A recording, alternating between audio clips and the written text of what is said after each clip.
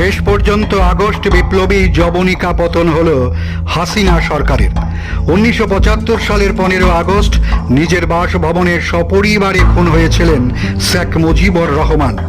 কাকতালীয়ভাবে প্রায় 50 বছর পরের এক আগস্ট মাসে গণ অভ্যুত্থানের সাক্ষী হল বাংলাদেশ, যার জেরে দেশ ছাড়তে বাধ্য হলেন মুজিব কন্যা শেখ হাসিনাকে।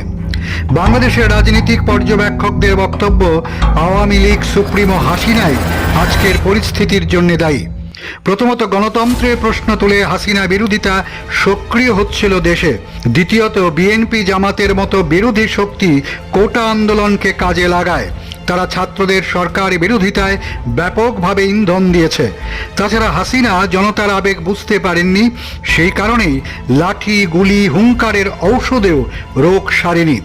সব মিলিয়ে নতুন করে ছাত্র বিক্ষোভ এবং হিংসা ছড়ানোয় প্রধানমন্ত্রীর পদ থেকে ইস্তফা দিতে বাধ্য হয়েছেন হাসিনা।